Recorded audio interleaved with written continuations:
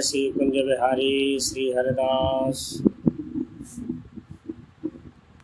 किसी साधक ने प्रश्न किया कि महाराज, हम हॉस्टलों में रहते हैं, पढ़ते हैं, हमने दीक्षा ले रखी है और हॉस्टलों में सभी तरह का खाना, प्याज इत्यादि का, लहसुन इत्यादि का मिलता है। ऐसी स्थिति में हम क्या करें और कैसे अपने धर्म को निभाएं?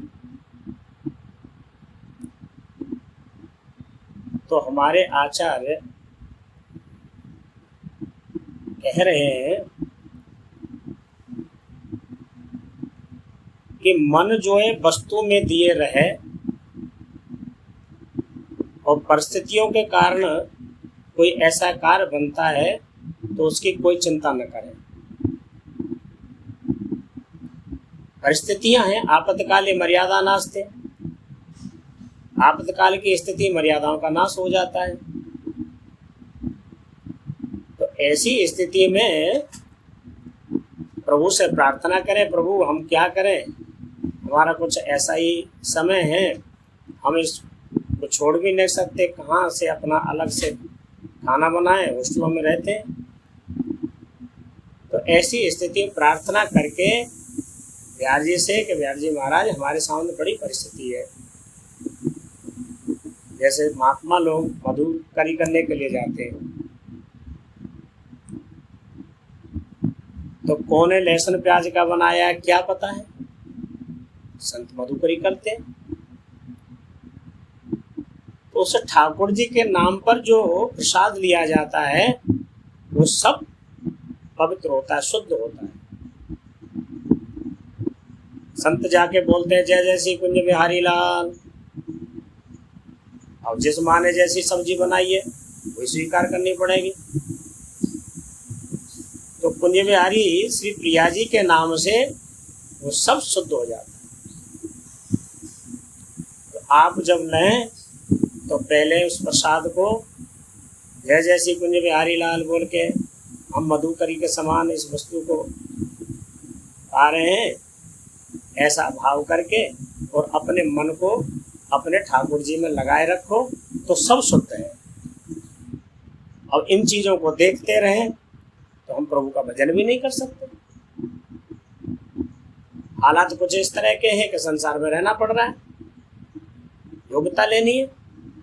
तो इसके लिए कोई भी संकोच न करें, केवल प्रिया जी का नाम उच्चारण करें। सामने भोजन आए तुरंत बोलो जय जय श्री कुंज बिहारी लाल। हम लोग भी कहीं जाते हैं, किन किन का कैसा कैसा अन्न होता है, हम उस अन्न को ऐसे ही स्वीकार नहीं करते। जैसे ही सामने प्रसाद आता है तो हम तुरंत उसको हाथ जोड़ करके श्री किशोरी जी का ध्यान करते और बोलते हैं जय जय श्री कुंज बिहारी लाल। ये किशोरी जी, हम तो आपकी शीत प्रसादी मधुकरी पा रहे हैं। ऐसा भाव प्रचार करके ही हम प्रसाद ग्रहण करते।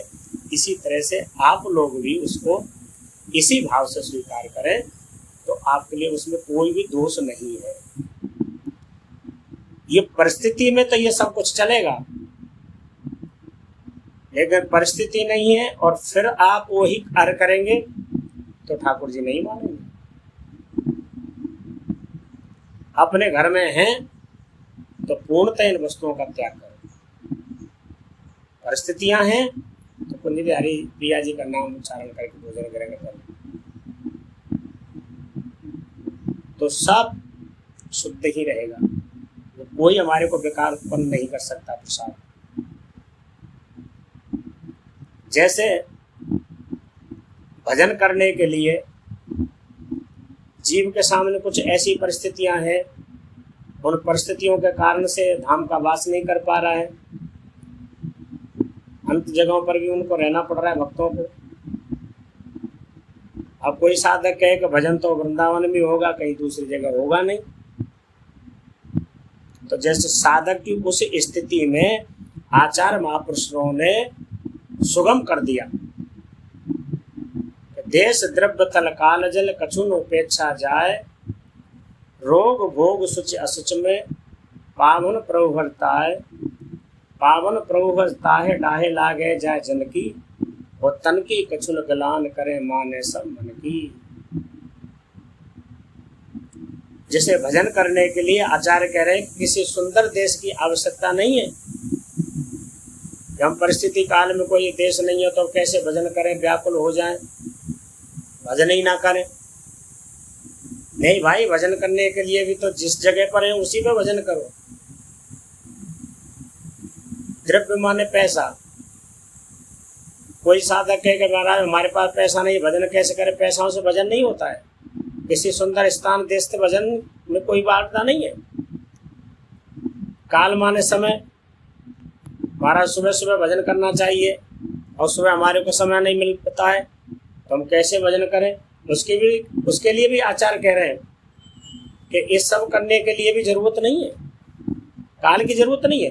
जिस स्थिति में है हमको सुबह समय मिलता है तो सुबह करें, सुबह समय नहीं मिलता है तो दोपहर को करें, दोपहर को भी नहीं मिलता है तो शाम को करें, सोते समय करें। यानी जिस स्थिति में हो उसी स्थिति में भजन करना चाहिए। कछुन उपेक्षा जाए, इनकी कोई उपेक्षा नहीं। हम रोग से ग्रसित हैं तब भी हम भजन करें, हम भोग से ग्रसित हैं तब भी भजन करें, हम शुद्ध हैं तब भी भजन करो, हम अशुद्ध स्थिति में हैं तब भी भजन करो। जो कि हम अपावनों को पावन करने वाला प्रभु का नाम ही है। हम तो सदैव ही अपावन हैं। कौन से समय हम पवित्र हैं? मल मूत्र मांस मंजा हाड़ बाय कफ पित्त, ऐसे कुगंधियों से भरा हुआ ये शरीर है। ऐसे कुगंधियों से भरे हुए शरीर को क्या एक जल से स्नान करने के बाद पवित्र कर सकते हैं? ये पवित्र तो मात्र प्रभु के नाम से ही होता है। इसलिए प्रभु का स्मरण करो, खूब जाप करो। रोग भोग सुच असुच में पावन प्रभु भरता है। जो बिहार जी ही हमारे पावन है, हम तो सदैव अपावन ही है। इसलिए शुद्ध करें सब शुद्ध को कुंज विहार निमित्त। सारे अशुद्धों को शुद्ध करने वाली श्री किशोरी जी हैं। और हमारे बिहारेंद्र जी महाराज तो कहते हैं कि श्री हरदास नाम कर कोट स्नान है। किसी ने एक बार श्री हरदास नाम भी उच्चारण कर लिया, एक स्नान नहीं करोड़ स्नान हो जाते हैं। कितना सरल कर दिया आचार्यों ने जीव के लिए, भजन करने के लिए। भजन में कोई बाधा डाले उसको, सबको बाधाओं को खत्म कर दिया। शुद्ध और अशुद्ध की स्थिति को भी नहीं रखा, देश इत्यादि की भी नहीं रखा, समय काल का भी नहीं रखा। किसी भी स्थिति में जैसी स्थिति में है प्रभु का भजन करो। दुर्दास जी कहते कैसे हु हर नाम ले खेलत असत अजान, ऐसे हु को देते हैं उत्तम गति भगवान।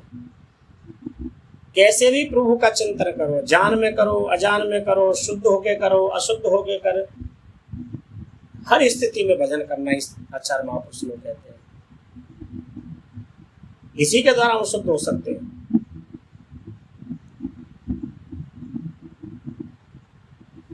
तो देश द्रव्य थल काल जल कछुन उपेक्षा जाए, रोग भोग सुच असुच में पावन प्रभु भरता है। देखो भोग की स्थिति में भी जो हिरण्यकश्यप तपस्या करने के लिए गए और वहां पर उनके एक कितने वर्ष की समाधि लगाई, लेकिन वहां प्रभु का एक तोता नारायण नारायण स्मरण करने लगे। जब भी वो अपना ध्यान लगाएं तभी उनके ध्यान को तोड़ दें, नारायण नारायण कहने लग जाए। वो हिरण्यकश्यप ललकारे, कौन है भाई तू, मेरे सामने आ, लेकिन वो दिखाई ही न दे। समाधि टूट गई, उठ करके वापस आ गए। उसी रात्रि में दोनों का मिलन हुआ, याद होगा उन्होंने कहा स्वामी तुम कैसे वापस आ गए, तुम तो इतने दिन की समाधि लगाने के लिए गए थे और कितनी शक्ति प्राप्त करने के लिए गए थे। और क्या करूं मैं, जब भी ध्यान लगाता तभी एक कोई पंछी और नारायण नारायण करता था, क्यों उसका तो दोस्त था भगवान के साथ, ध्यान टूट जाता था। हमने कई बार देखा, ललकारा, कोई बोला नहीं, दिखाई भी नहीं दिया, ऐसी स्थिति में छोड़ के याद कयादू समझ गई कि ये भगवान की कृपा है। कयादू ने इतनी देर में इतनी बार प्रश्न किया कि एक बार में वो कहते महाराज कैसे कह रहा था, वो नारायण नारायण नारायण नारायण नारायण कह रहा था। इतनी बार स्मरण कराती, बार बार फिर प्रश्न कर देती, फिर वो बोलते। 108 बार जाप करवा दिया कयादू ने। उस नाम के प्रभाव से भक्त प्रहलाद जैसे प्रकट हुए कयादू के। तो नाम की महिमा कितनी है। रावण सके राम नाम गुण गाई, अपने नाम की महिमा स्वयं प्रभु नहीं गान कर सकते। साक्षात राम जी यहाँ धराधाम पे है तो एक अहल्या नारी का उद्धार किया अपने चरण छुआ करके, और नाम उनका आज तक त्रेता युग से द्वापर युग और कल युग चल रहा है। कितने खलों के जैसे नीच अधम पापियों का भी उद्धार कर रहा है नाम। तो नाम की ऐसी महिमा है, वो कभी भी अपावन नहीं होता है। इसलिए हम इन चीजों में पड़े रहे तो प्रभु का भजन ही नहीं कर सकते। ये चीजों पे कोई हमको ध्यान नहीं देना है। ये कर्मकांडियों का सिद्धांत तो होता है कि ऐसे करके करो, इससे अशुद्ध हो जाते हैं, उनको होता है। भक्ति देश के अंदर कोई भी जहाँ प्रेम की उपासना भक्ति सिद्धांत होती है, उसमें कोई भी इन चीजों की आवश्यकता नहीं है। वहां तो केवल प्रभु में मन लगाने की जरूरत है।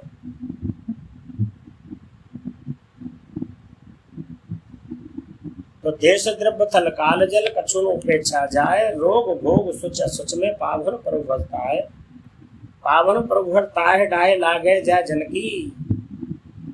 हमारे बिहार जी महाराज को अपने जनों की ऐसी डाह लग रही है। डाह किसको कहते हैं? जैसे कोई माता अपने अकलौते बेटे को घर में सुला करके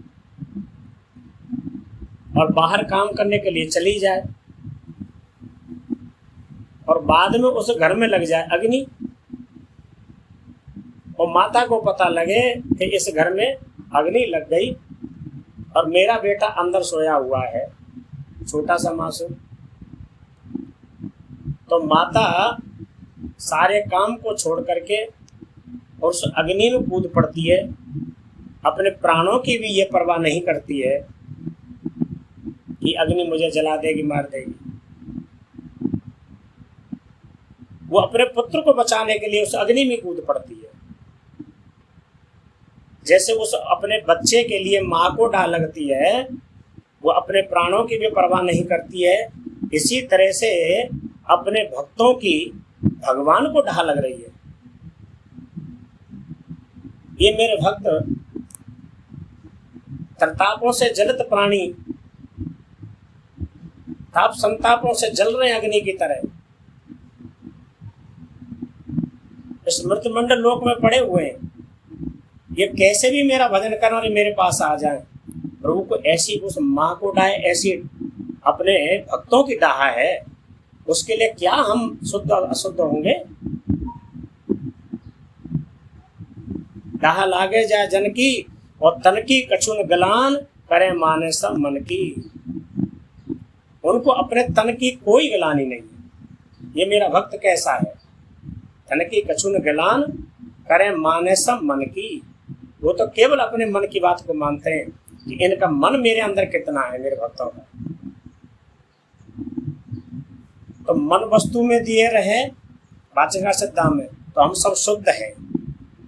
ऐसे ही हम बिहार जी के चरणों में अपने मन को लगाए रहे तो हम हर समय शुद्ध हैं। यहाँ तन की कोई गलानी नहीं है कि ये शुद्ध है कि अशुद्ध है। तन पर बस है जान दे मन अपने बस राख। तन किसी कारण से परवश हो जाता है। हम दिल्ली बस रहे हैं, वृंदावन नहीं आ पा रहे हैं, तन परवश हो गया, दिल्ली में है, वृंदावन नहीं आ पा रहे। तो ये सिद्धांत नहीं कहता है कि अब दिल्ली में रह के हम भजन न करें, भजन करें। मन अपने बस रहा, मन को हर समय वृंदावन में दिए रहो कि मैं वृंदावन में हूँ और वृंदावन धाम में बैठ के मैं पियालाल का गुणगान कर रहा हूँ, स्वामी जी महाराज का गुणगान कर रहा हूँ। ऐसा भाव विचार करके जाप करते रहना चाहिए। जैसे दृष्टांत के लिए कछुआ होता है, वो जल का जंतु होता है। जब वो प्रजनन क्रिया करता है तो जल से बाहर आकर के अंडे देता है, और प्रजनन क्रिया करने के बाद वो जल में चला जाता है। लेकिन अहिर्निश अपने बच्चाओं का चिंतन करता है, एक निमिष मात्र भी अपने बच्चाओं का भूलता नहीं है।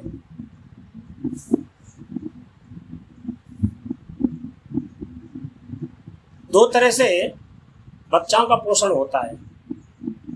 एक माँ अपने पेट में अंदर रख करके उसको सेवन करती है, तब बड़ा होता है।